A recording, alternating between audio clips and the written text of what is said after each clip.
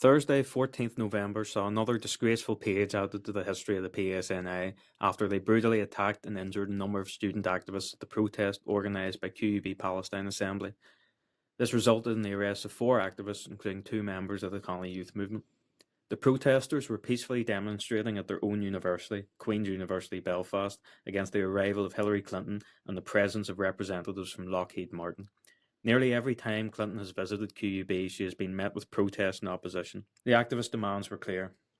1. Divest from the apartheid state of Israel. 2. Commit to the PACBI guidelines.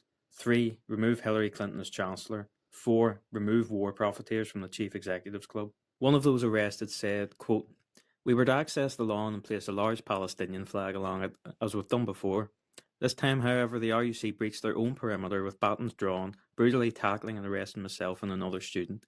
They had their boot literally on my neck at one instance. Multiple other students were dragged, kicked, battened and thrown to the ground, with a number reporting being gripped by the throat.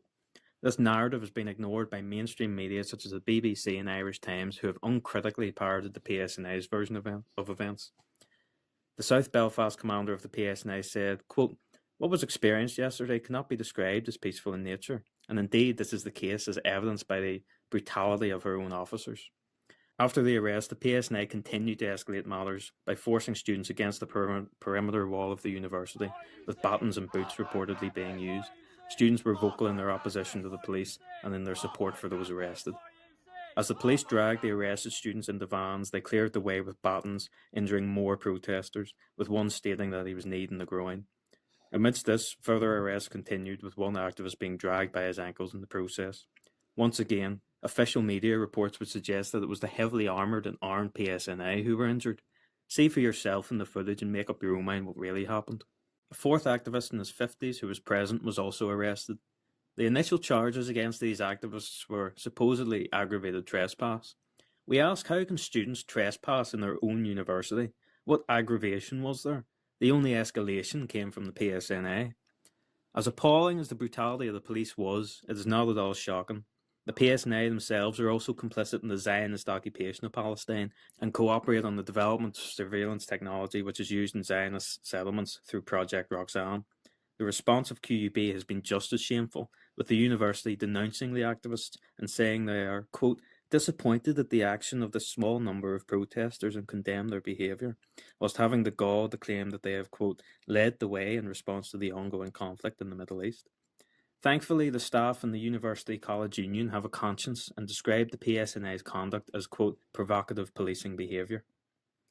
Following these arrests, they were transported to Musgrave Street Police Barracks, where a solidarity demonstration quickly developed, with those present determined to be out in support of their imprisoned friends and comrades for as long as it took. Chanting continued, and again the police presence escalated things. In response to 2 Palestinian flags being erected on the front of the barracks, a squad of tactical support group were deployed. According to one officer, he needed a squad of specialist police to be protected from chanting. When it transcends into sticking flags to police stations, then I have to deploy police, okay? So if it's a lawful police station, a lawful protest, there'll be no police out there, okay? So that's not intimidation, you bringing all those cops out. You needed those to take down 2 flags. That wasn't an attempt to intimidate, no? 2 police officers versus 30 or 40 people shouting over me in an aggressive manner. So me asking colleagues to support me to achieve a lawful policing objective, no, it's not intimidation. To take down 2 flags? Yeah. Following the withdrawal of the TSG and other officers, activists continued their demonstrations, with regular updates on the status of those arrested being conveyed via legal professionals. Around 10 p.m, the first of the activists was released, with all charges dropped. Chanting and singing continued.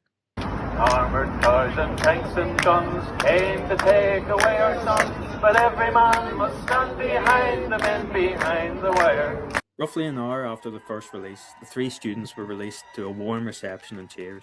The bogus charges of aggravated trespass had been dropped, yet the PSNI are trying to argue resisting arrest for all 3. 2 are charged with obstructing officers, and 1 with supposedly assaulting an officer. We are confident that these charges will be dropped like the Sharia theyar. This will be far from the last time that such disgraceful police action will be unleashed on the young people of Belfast. The whole rotten institution of the PSNI will be allowed to act with impunity as long as there is an imperialist system to defend. This reporting comes mere hours after the events, and no doubt in the coming days and weeks we will hear more accounts of the violence meted out by the PSNI. The court date for the 3 activists has been announced as the 12th of December at 10 a.m, at Belfast Magistrates Court. We hope that the solidarity continues for these students by demanding the dropping of charges, the investigation into police brutality, and the fulfilment of all their demands.